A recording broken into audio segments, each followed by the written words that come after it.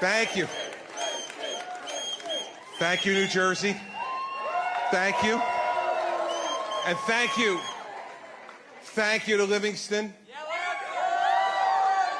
You know, lots of people have asked me over the course of the last week, why here? Why here? Because everything started here for me. Everything started here for me. The confidence, the education, the friends, the family, and the love that I've always felt for and from this community. When I decided to make this announcement, there wasn't any choice. I had to come home, and Livingston is home for me.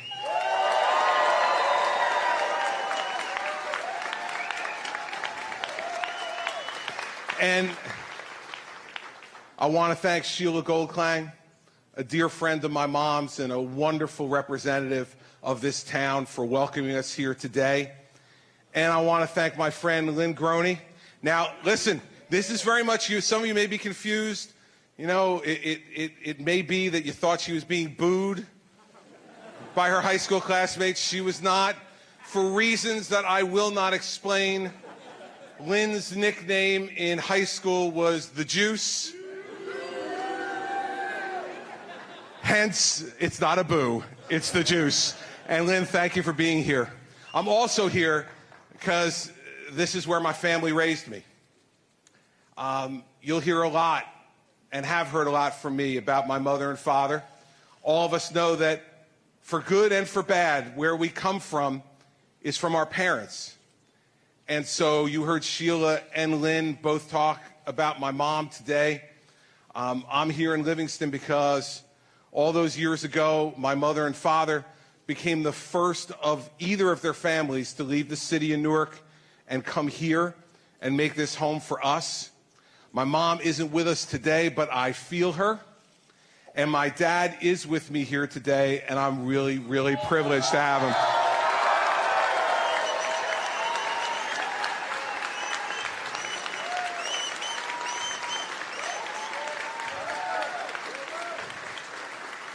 They raised my brother and I, brought us here to Livingston when we were 4 years old and 2 years old.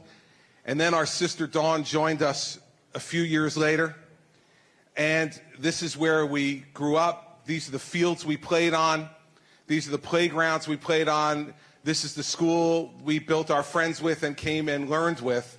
And up until I left to share a room with Mary Pat, I shared a room with Todd the entire time.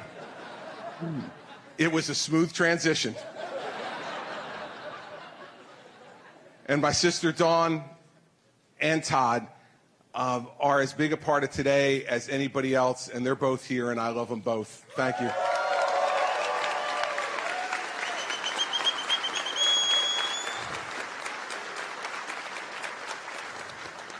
Everyone thinks I'm the politician in the family. We did a coin flip when we got married. I called tails. Tails never fails, so I'm the guy who ran, but the politician just as good as me in the family is the woman that I met all those years ago at the University of Delaware from a family of 10 people. People say, why aren't you shy in a crowd? I said, you should see the family I married into. My wife has been an indispensable part of everything that I've done with my life over the last 30 years. And she is largely responsible for the 4 amazing people that you see standing with her.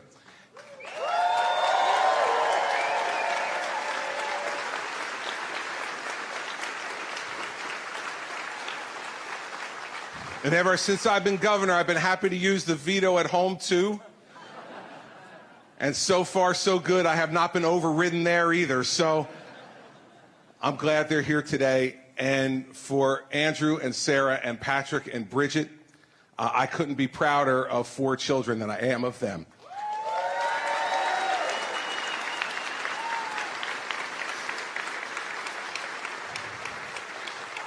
I told you my parents moved to Livingston, and they moved to Livingston to make this part of their fulfillment of their dream, of their version of the American dream. They both lost their fathers at a young age. and were raised by extraordinarily strong women under really difficult circumstances. My dad, one of the best students in his high school class, admitted to Columbia University because his father passed away. He couldn't go. They didn't have the money. He went to work, and he got drafted into the Army and came home and went to work at the Breyers ice cream plant in Newark, New Jersey. And then decided, after he met my mom, that it was time for him to make more with his life. And he went to school at night at Rutgers for 6 years while working at those jobs during the day to get his degree in accounting. And my mother, one of the proudest pictures that she ever had was the one she called our first family picture. It was my mom and dad on the day that he graduated from Rutgers in June of 1962, the first person in either of their families ever to get a college degree. And it was the first family picture because she was 6 months pregnant with me. And the smiles on both their faces that day were indicative of not what they had accomplished, but what they saw coming ahead of them. Their smiles were about the fact that they thought that nothing was out of reach for them now. They had each other, they were building a family, they worked together, and then with the help of both of those strong women, they gave them $5,000 each, probably all the money they had in the world, to put a down payment on a house in this town to give their children a chance to take the dream they had started to build and to make it even bigger and even better. So I not only think about my mom and dad today, I think about my two grandmothers, women who raised children largely on their own, women who knew how to work hard and knew that that hard work would deliver something for their children. And I know that both of them are watching down today, and that part of today is a fulfillment of their dream too. I'm thinking about both of them. One of the things my mother always used to say all the time to me was, Christopher, if you work hard enough, you can be anything. She said, God's given you so many gifts. If you just work hard enough, you can be anything. And that story is proof. It's proof. Parents who came from nearly nothing except for that hard work. Parents who brought little to their marriage except for their love for each other and that hard work. And that hard work not only produced a great life for me and my brother and my sister, but think about how amazing this country is. That one generation removed from the guy who was working on the floor of the plant, of the Breyers ice cream plant, his son is the two-term governor of the state where he was born and raised.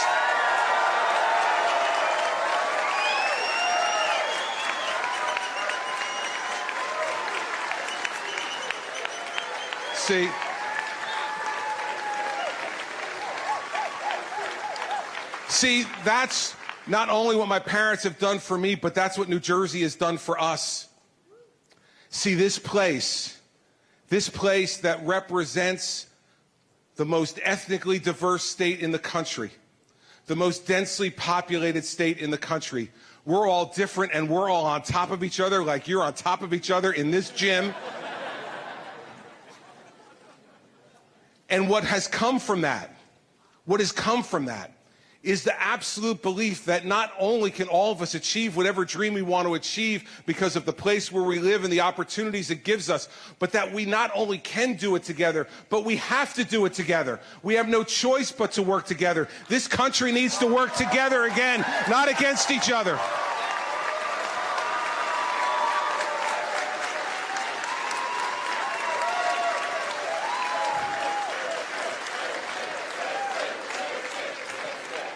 When I became governor 6 years ago, we had a state that was in economic calamity an $11 billion deficit on a $29 billion budget, a state that had taxes and fees raised on it 115 times in the 8 years before I became governor, a state that no longer believed that any one person could make a difference in the lives of the people of this state. And so we rolled up our sleeves and we went to work, and we balanced 6 budgets in a row. We've refused to raise taxes on the people of this state for 6 years.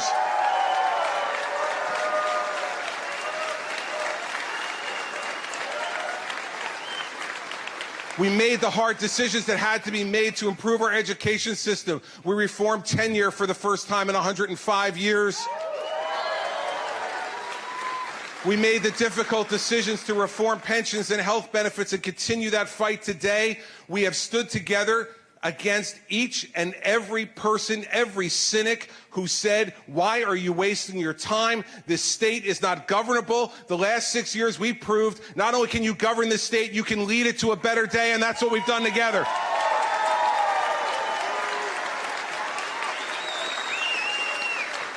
And now we face a country. We face a country that's not angry.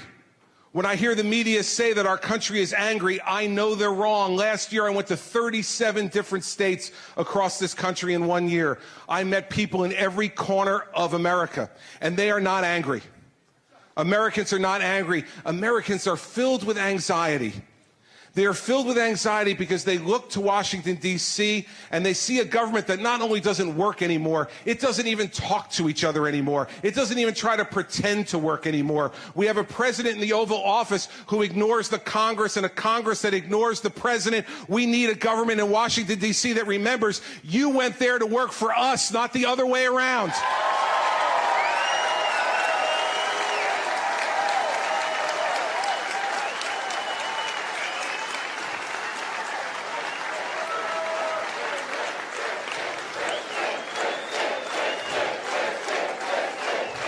And both parties have failed our country. Both parties have stood in the corner and held their breath and waited to get their own way. Both parties have led us to believe that in America, a country that was built on compromise, that somehow now compromise is a dirty word. If Washington and Adams and Jefferson believed compromise is a dirty word, we'd still be under the crown of England.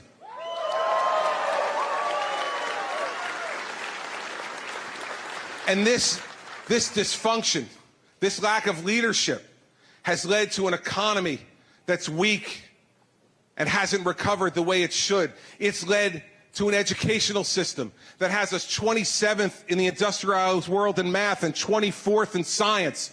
It's led us to weak leadership around the world where our friends can no longer trust us and our adversaries no longer fear us. This weakness and indecisiveness in the Oval Office has sent a wave of anxiety through our country. But I'm here today to tell you that anxiety can be swept away by strong leadership and decisiveness to lead America again.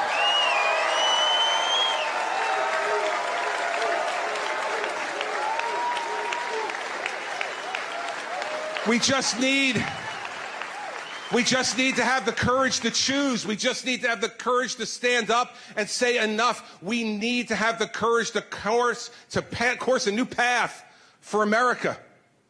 America knows that new path. It knows where we need to go. It must start with this.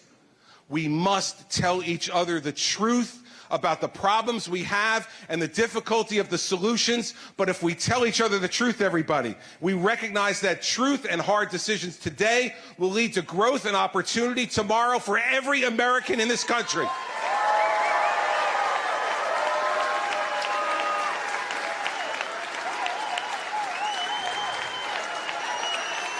What are those truths?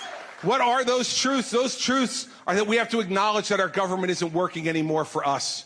We have to acknowledge that and say it out loud. And we have to acknowledge that it's the fault of our bickering leaders in Washington, D.C., who no longer listen to us and no longer know that they're supposed to be serving us. We need to acknowledge that all of that anxiety and those failures are not the end. They're the beginning of what we can do together.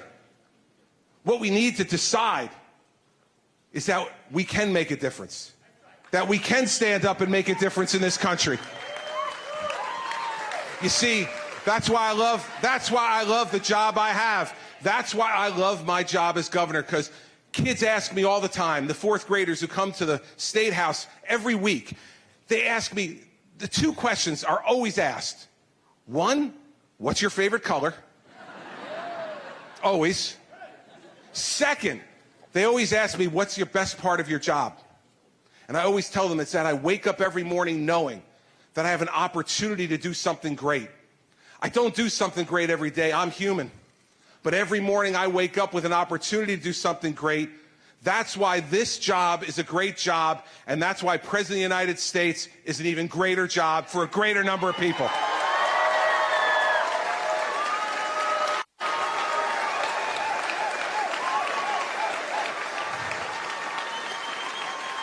I have spent the last 13 years of my life as U.S. Attorney and Governor of this state fighting for fairness and justice and opportunity for the people of the state of New Jersey. That fight has not made me more weary. It has made me stronger, and I am now ready to fight for the people of the United States of America.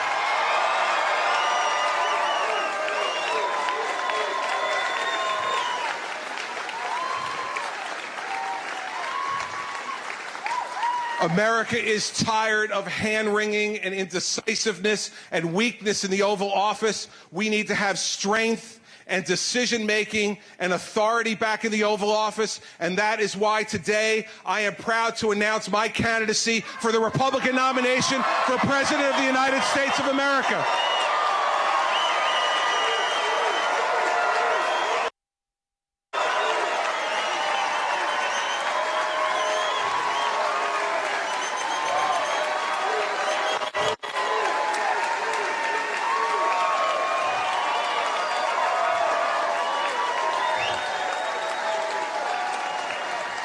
And now, as Livingston and New Jersey turns its gaze to the rest of America today, what do we see and what do we have to confront? We need a campaign of big ideas and hard truths and real opportunity for the American people. We need to fix a broken entitlement system that is bankrupting our country. We have candidates who have said we can't confront this because if we do, we'll be lying and stealing from the American people. Let me fill everybody else in. The lying and stealing has already happened. The horse is out of the barn. We got to get it back in, and you can only do it by force.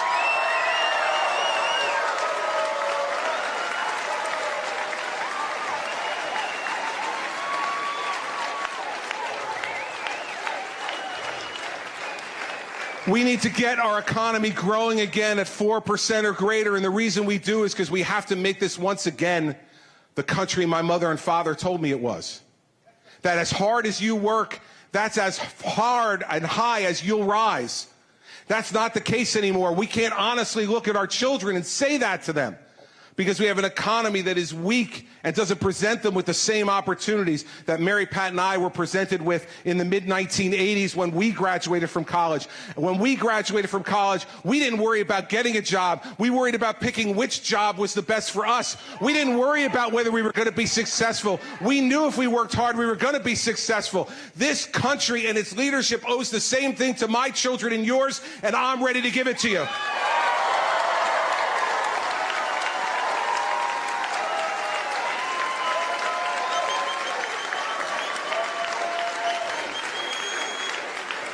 We need a tax system. We need a tax system that's simplified and will put CPAs like my dad out of business.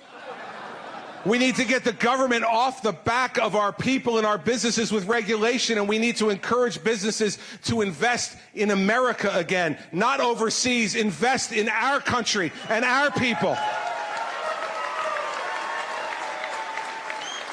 And in a world that is as dangerous, as frightening as any time I've seen it in my lifetime, there is only one indispensable force for good in the world, and it is a strong, unequivocal America that will lead the world and not be afraid to tell our friends we'll be with you no matter what, and to tell our adversaries there are limits to your conduct, and America will enforce the limits to that conduct.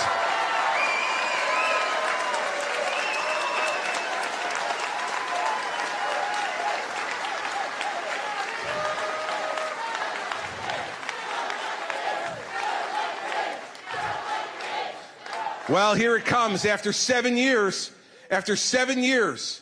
I heard the President of the United States say the other day that the world respects America more because of his leadership. This convinces me.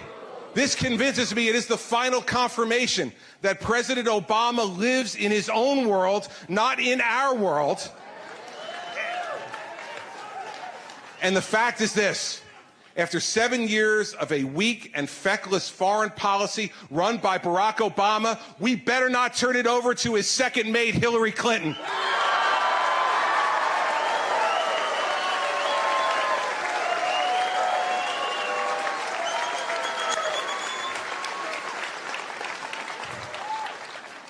In the end, everybody, leadership matters. It matters for our country, and American leadership matters for the world. But if we're going to lead, we have to stop worrying about being loved and start caring about being respected again, both at home and around the world. I am not running for President of the United States as a surrogate for being elected prom king of America. I am not looking to be the most popular guy who looks in your eyes every day and tries to figure out what you want to hear, say it, and then turn around and do something else. When I stand up on a stage like this in front of all of you, there is one thing you will know for sure. I mean what I say, and I say what I mean, and that's what America needs right now.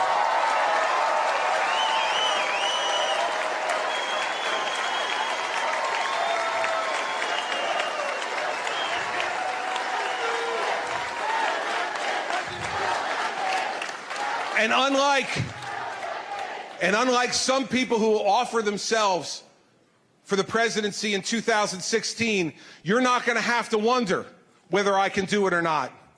In New Jersey as governor, I've stood up against economic calamity and unprecedented natural disaster. We have brought ourselves together. We have pushed back that economic calamity, and we are recovering from that natural disaster, and that's because we've led and we've worked together to do it.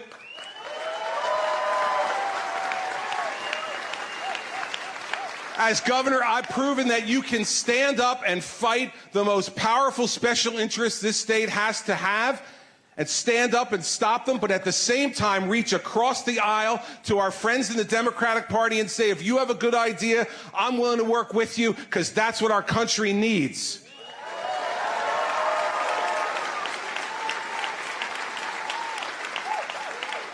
And as governor, I've never wavered from telling you the truth as I see it, and then acting to make sure that you know that is the truth as I believe it in my heart.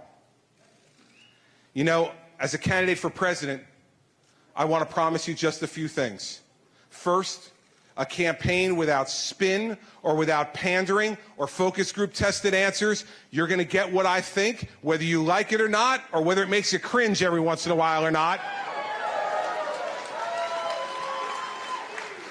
A campaign, when I'm asked a question, I'm going to give the answer to the question that's asked, not the answer that my political consultants told me to give backstage.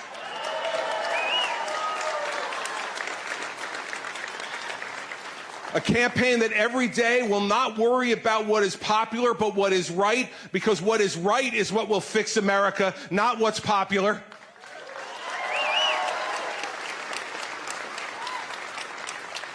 A campaign that believes in an America that is as great as the hopes and dreams that we want every one of our children to have. Not a campaign that tears people down, but a campaign that rebuilds America to the place where you and I grew up, and where we want our children to grow up in again, and where we want free people around the world to grow up in their countries as well. That's what America has always stood for, and that's what this campaign will stand for.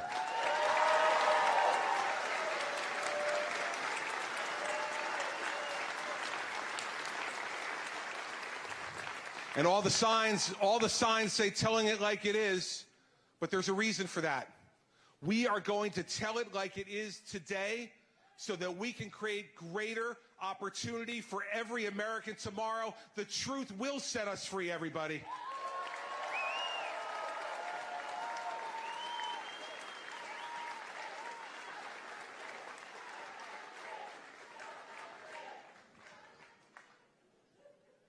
All the years, all 52 years that I've spent in this state with our people have prepared me for this moment.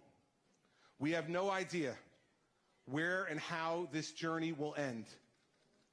But we know that it's only in this country, only in America, where someone like me could have the opportunity to seek the highest office the world has to offer.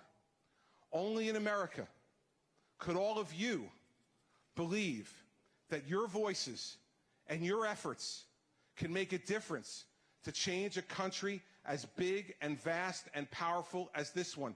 Only in America have we seen time after time after time the truth of the words that one person can make a difference. You see, the reason that's true is because it's the only thing that's ever made a difference in the history of the world. One person reaching out to another to change their circumstance and to improve the lot of their children and grandchildren. I don't seek the presidency for any other reason than because I believe in my heart that I am ready to work with you to restore America to its rightful place in the world and to restore the American dream to each one of our children, whether they live in Livingston or Mendham, Newark or Camden, Patterson or Jersey City, no matter where they live across this country. We need to make sure that every one of those children believes that they have a president who not only speaks to them, but who hears them and understands that their voices is what makes any American president great. If you give me the privilege to be your president, I will wake up every day not only with my heart strong and my mind sharp, but with my ears open and my arms open to welcome the American people, no matter what party, no matter what race or creed or color, to make sure that you know that this is your country too. We are going to go and win this election, and I love each and every one of you. Thank you very much.